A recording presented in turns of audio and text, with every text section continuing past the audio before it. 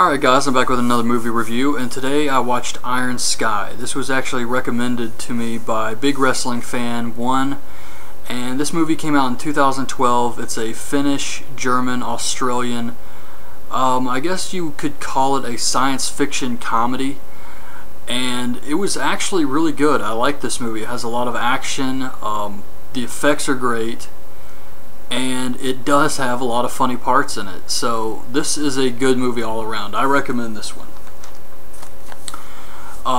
It has, I guess I should go ahead and tell you the premise of this. Basically, in 1945, the Nazis escaped to the dark side of the moon, and now they're back to do sort of an invasion of Earth.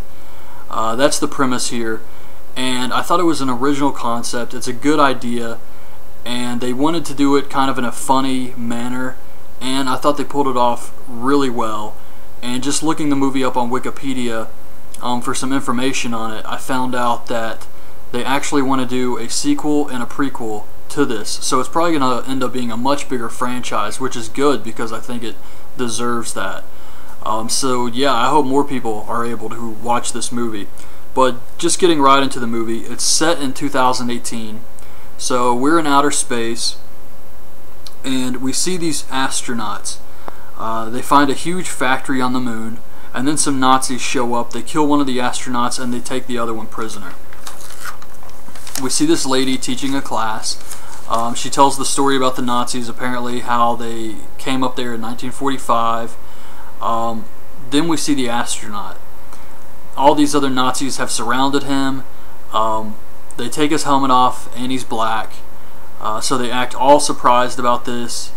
And we see the leader of the Nazis. You're definitely going to recognize this guy. His name is Udo Kier. I'm probably pronouncing that wrong. However, once you see this guy, you'll instantly recognize him. He's been in a ton of movies, just a ton of stuff. So we see the president of Earth, who is supposed to be like a parody of Sarah Palin. So that was pretty funny. The astronaut eventually escapes, but they blew up his ship, so I have no idea where he thought he was going to go. There was no way he could actually leave the moon now. He's trapped there. But he runs into the teacher, who wants to do tests on him. He gets caught, but he tells them that he knows the president, so they don't kill him. They take him to a lab where there's a guy there who looks like Albert Einstein. They take out his cell phone. They're messing around with it. They've never seen technology like this before. They're still running off of really old computers up there. Adler, who is kind of a second in command, I guess, he's a really high-ranked officer, he goes to see the teacher, whose name is Renetta. They're supposed to get married, and eventually Adler wants to take over as the leader of the Nazis on the moon. The Einstein guy uses the cell phone to power a huge weapon, but the battery dies, so Adler volunteers to go to Earth to get more of the devices. Renata sneaks in to see the astronaut. She's never seen a black person before. She says the Einstein guy is her father. Adler gets ready to leave, and they bring the astronaut out, and they did something to him to where he's whiter now. I think they tried to brainwash him and turn him white. His hair's blonde. He's got like long blonde hair. It looks really weird. And they think he's one of them now.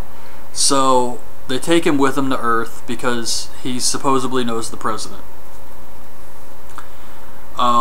So they go to Earth, and when they arrive, Renata comes out. She was a stowaway on the ship. She hid. So she's with them now. So it's Adler, Renata, the astronaut, whose name is James Washington, and a few Nazi soldiers.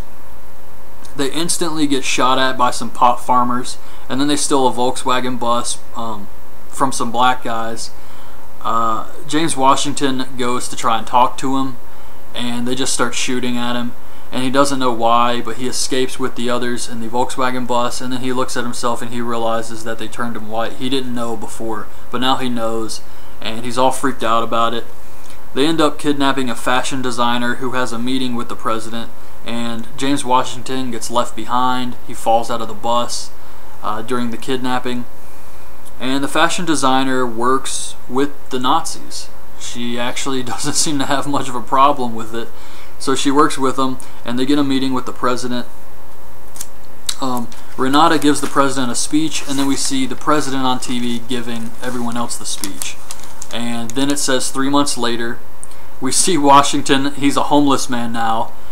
He's got a sign warning people of the moon Nazis, kind of like the guys who hold the end of the world is coming signs. And Renata passes him in the street. They get into a fight. They get arrested. They get released, and Renata starts to see the truth about the Nazis. They didn't really tell her everything on the moon. She didn't expect like all the history that's happened, and she really thought they were going to invade Earth to bring peace. And Adler obviously knows that they're there to destroy it or take over, and Renata does not know this, but she's starting to figure it out. Her and Washington get into a fight with some skinheads on the street. Then we see Adler. He's with the fashion designer. They're close. She has a huge crush on Adler, and she tries to have sex with him back at her office. And then when he looks up, he sees the leader of the Nazis is there with a bunch of troops. They kill the fashion designer, supposedly, and Adler is in trouble for treason. So in space, we see the invasion is starting, and Renata and Washington show up. She says she doesn't want anything to do with Adler anymore. The fashion designer shows back up and kills all the Nazis except for Adler. Apparently she escaped by offering oral sex to one of the Nazis. And then Renata and Washington escape before Adler can kill them. So Adler takes the Nazi ship, and he goes back up to space. The invasion commences. The president is actually happy to be in a war and thanks the fashion designer for causing all of this. Renata tells Washington that she can fix him and turn him back to normal if they can get back to the moon. So they try to get this old ship started. Then we see the United Nations. They're having a meeting, and the president says that America has its own ship, the USS George W. Bush. The fashion designer is in charge of this ship. And it turns out that all the countries actually lied, and they all have these huge battle spaceships full of missiles and nukes. So they all have their own ships. The fashion designer attacks the moon base with nukes despite women and children being on there, since she's still pissed off at Adler for turning her down. Adler's back on the moon base. He went to change clothes into his Supreme Nazi uniform or whatever. And Renata and Washington are there. Renata goes to stop Adler, and Washington goes to find her dad to turn himself black again and to stop the engines of the warships. The Nazis have this gigantic ship, huge. However, Renata is able to kill Adler with a high-heeled boot to the head, and the United Nations start fighting over the rare materials that the Nazis had on the moon. They have some type of material called helium-3. This part was actually really funny. They start fighting about it. They find out that the Nazis have this, and one of the guys tells the president, this can power us for like 1,000 years, and it's ours. So the president turns to everyone and says, oh yeah, that's ours. And then the United Nations get all pissed off. They start fighting each other, and I mean like physically fighting. Renata and Washington are still on the moon with the survivors of the Nazi group, and we see the people on Earth, as the credits roll, launching missiles. So Earth is now just fighting each other, launching warheads, and the last thing we see is a satellite floating around Mars, which could mean that the Nazis also migrated to that planet somehow. So yeah, that was it. That was the end of the movie, and like I said, I didn't spoil too much here because there's still a ton of jokes and comedy in this movie that I didn't really get into, but that's the basic plot and how the movie turns out. So if it sounds interesting, I would definitely recommend this. It doesn't look low budget at all. It's a really good movie with great effects, original story, good comedy, and I look forward to watching the sequel or the prequel because I really did enjoy this movie a lot. So that's my review of Iron Sky, guys. I hope you liked this video. Leave your thoughts on it in the comments below, and thanks for watching.